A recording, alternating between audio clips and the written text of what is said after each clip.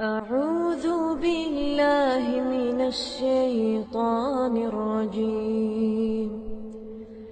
بسم الله الرحمن الرحيم.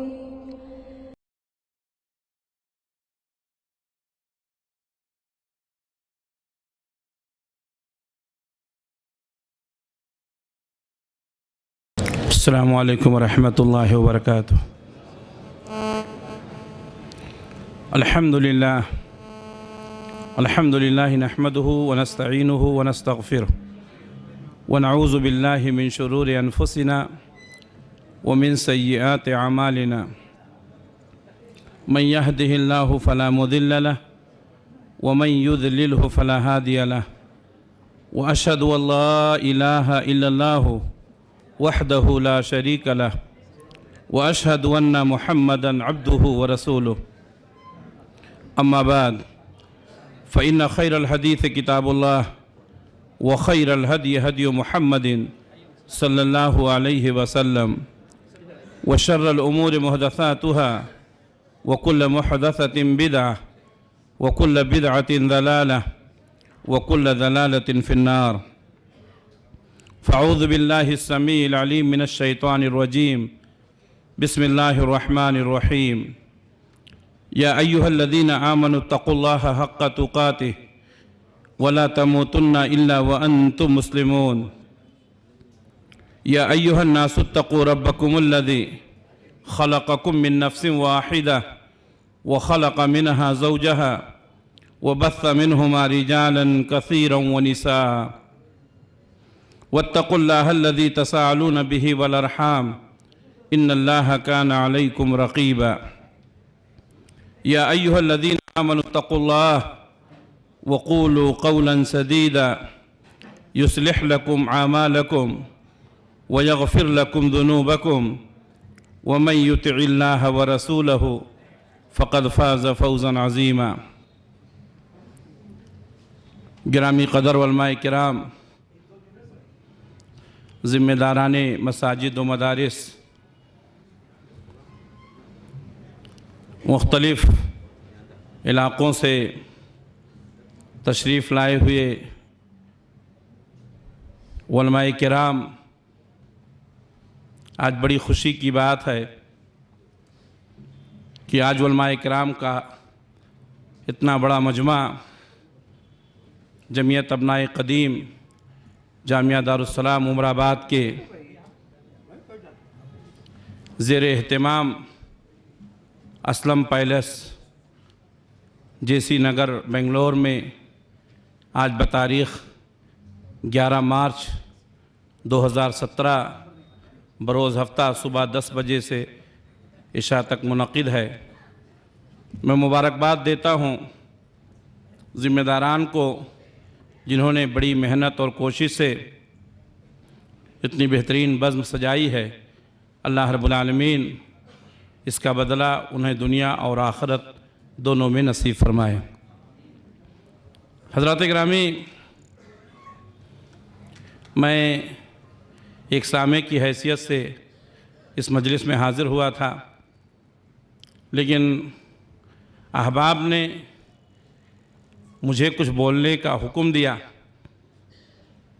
اور بڑوں کی بات ماننا اور اس پر عمل کرنا یہ اہل علم کا طریقہ رہا ہے۔ اس لیے میں ان لوگوں کا شکریہ ادا کرتا ہوں جو اجلاس کے ذمہ داران ہیں کہ اپنے شیڈول کے اندر ذرا سی تبدیلی کر کے مجھے بھی کچھ کہنے کا موقع دیا۔ اللہ رب العالمین انہیں اس کا بہترین بدلہ عنایت فرمائے۔ حضرات گرامی، یہ اہل علم کی مجلس ہے، اور اہل علم کے بیچ میں کچھ کہنا یہ ہر ایک کی بس کی بات نہیں ہوا کرتی ہے، لیکن اس وقت جو حالات کے تقاضے ہیں اور ضرورت ہمیں جو کرنے پر مجبور کر رہی ہے، اس وقت سب سے اہم ضروری چیز ہے امر بالمعروف اور نہی عن المنکر۔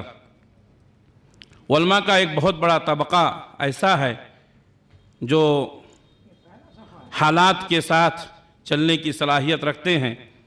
اللہ رب العالمین نے انہیں بہترین قائدانہ صلاحیتیں دی ہیں، تقریر کرنے کی، تحریر کی، لیکن بہت سارے لوگ اس میدان کو چھوڑ کر کے دوسرے میدان میں جا رہے ہیں، جبکہ حقیقت یہ ہے کہ اس میدان میں علماء کی بہت ضرورت، امر بالمعروف اور نہی عن المنکر۔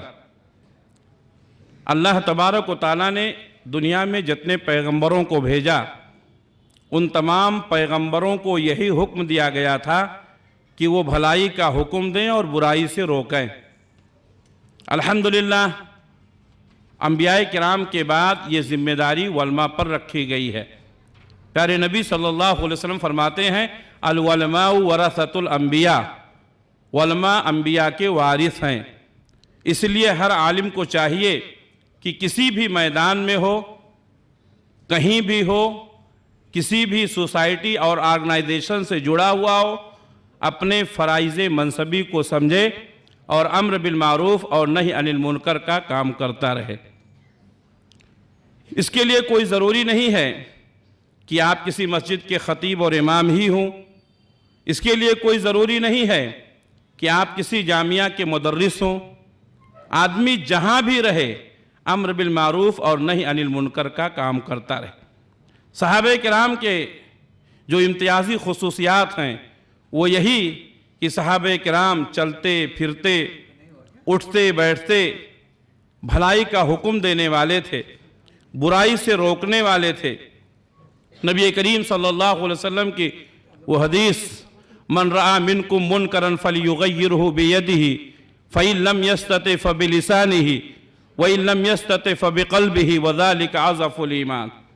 ہمارے نبی نے فرمایا جو شخص کوئی منکر کام دیکھے، منکر ہر اس کام کو کہتے ہیں جو شریعت میں جائز نہیں ہے۔ ہمارے نبی نے فرمایا جو شخص بھی دیکھے، خواہ وہ اپنی آنکھوں سے دیکھے یا اس کے علم میں وہ بات آ جائے، فَلْيُغَيِّرْهُ بِيَدِهِ، تو اس کو چاہیے کہ وہ اپنے ہاتھ سے روک دے۔ فَإِن لَمْ يَسْتَطِعْ فَبِلِسَانِهِ، اگر ہاتھ سے روکنے کی صلاحیت اور طاقت اس کے اندر نہیں ہے تو اپنی زبان سے سمجھائے۔ وَإِن لَمْ يَسْتَطِعْ فَبِقَلْبِهِ، اور اگر ہاتھ سے، زبان سے، دونوں سے روکنے کی صلاحیت نہیں ہے تو اس کو دل میں برا سمجھے۔ وَذَلِكَ أَضْعَفُ الْإِيمَانِ، اور یہ سب سے کمزور ایمان ہے، یعنی اس کے بعد ایمان کا شائبہ نہیں رہ جاتا۔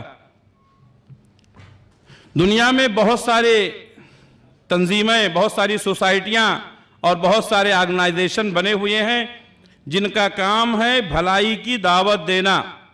آج بہت ساری جماعتیں ایسی ہیں جو بھلائی کا دعوت دینے والی ہیں، لیکن برائی سے روکنا یہ وقت کا اہم تقاضا ہے۔ اس لیے کہ بھلائی کی طرف بلانا یہ کمال کی بات نہیں ہے، برائی سے روکنا یہ زیادہ ضروری ہے، اور یہی اس امت کی امتیاز ہے۔ اللہ تبارک و تعالیٰ نے اس امت کو خیر امت اسی لیے کہا ہے کہ یہ بھلائی کا حکم دینے والی اور برائی سے روکنے والی ہے۔ اللہ نے فرمایا کنتم خیر امت اخرجت للناس تأمرون بالمعروف وتنہون عن المنکر وتؤمنون باللہ، تم بہترین امت ہو جو لوگوں کے لیے پیدا کی گئی، تم بھلائی کا حکم دینے والے ہو، برائی سے روکنے والے ہو، اللہ پر ایمان رکھنے والے ہو۔ اگر ہم بھلائی کا حکم نہیں دیں گے، برائی سے نہیں روکیں گے، اللہ پر ہمارا ایمان صحیح نہیں رہے گا تو ہم خیر امت نہیں رہ جائیں گے۔ آج کتنے لوگ ایسے ہیں اپنے دوستوں کے ساتھ رہتے ہیں، دوست میں کوئی برائی ہے، دوست میں کوئی عیب ہے، یا کوئی کام ایسا کرتا ہے جو کتاب و سنت کے خلاف ہے، ہم اس کو اس لیے نہیں منع کرتے ہیں کہ ہمارے درمیان اختلاف نہ ہو جائے، ہم اسے اس لیے نہیں ٹوکتے ہیں کہ وہ ہم سے بات چیت کرنا بند کر دے گا، ہم اسے اس لیے نہیں ٹوکتے ہیں کہ ہماری دوستی میں دراڑیں آ جائیں گی۔ میرے بھائیوں، اگر ہر انسان اس طرح سے حالات کے ساتھ سمجھوتا کرنے لگے اور اپنی دوستی کی خاطر حق بات کو بولنے سے اور منکر کو روکنے سے باز آ جائے تو وہ کون سی جماعت آئے گی اور وہ کون سے لوگ آئیں گے جو حق بات کی تبلیغ کریں گے اور برائی سے روکیں گے۔ میرے بھائیوں، یہ ہمارا ترہ امتیاز ہے کہ ہم باطل کے ساتھ کبھی سمجھوتا نہیں کرتے، ہم حق بات ڈنکے کی چوٹ پر کہتے ہیں تاکہ لوگوں کو معلوم ہو جائے کہ حق کیا ہے، باطل کیا ہے۔ اگر علماء کرام بھی حق کو حق اور باطل کو باطل نہیں کہیں گے، میرے بھائیوں، اللہ کا عذاب آ جائے گا۔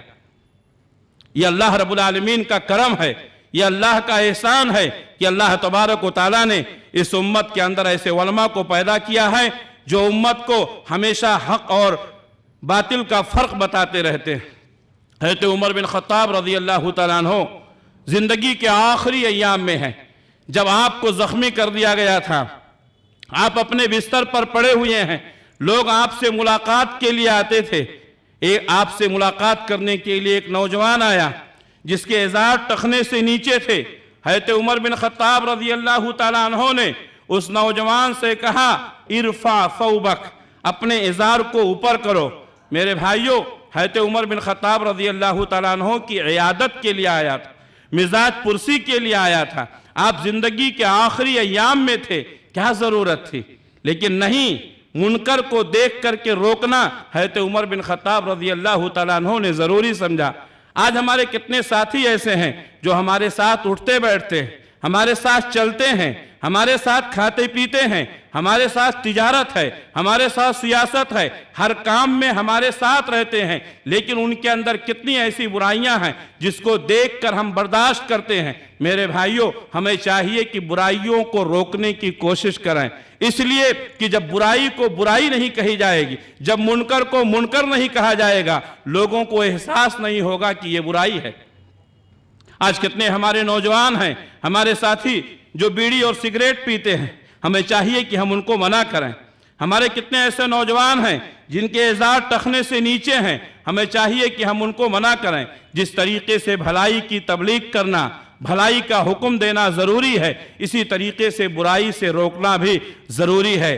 میں ہمارے علماء کرام سے میں ایک دردمندانہ اپیل کرتا ہوں کہ آپ جہاں بھی رہیں، جیسے بھی رہیں، جس سوسائٹی سے بھی جڑے ہوں، جس کام میں بھی لگے ہوں، آپ یہ چیز ہمیشہ اپنا ایک امتیاز بنا لیں کہ ہم بھلائی کا حکم دیں گے، برائی سے روکیں گے۔ انشاءاللہ یہ عمل دھیرے دھیرے پورے ملک میں، پوری دنیا کے اندر پھیلے گا اور لوگوں کو حق اور باطل کا فرق معلوم ہوگا۔ میں اللہ سے دعا کرتا ہوں کہ اللہ رب العالمین ہم تمام لوگوں کو حق کہنے کی اور باطل کو باطل کہنے کی توفیق عنایت فرمائے۔ اللہ جب تک ہم کو دنیا میں رکھے، اسلام پر قائم رکھے، خاتمہ ہو تو ایمان بالخیر پر ہو۔ ربنا تقبل منا انك انت السميع العليم وتب علينا انك انت التواب الرحيم برحمتك يا ارحم الراحمين آمين۔ والسلام علیکم ورحمۃ اللہ وبرکاتہ۔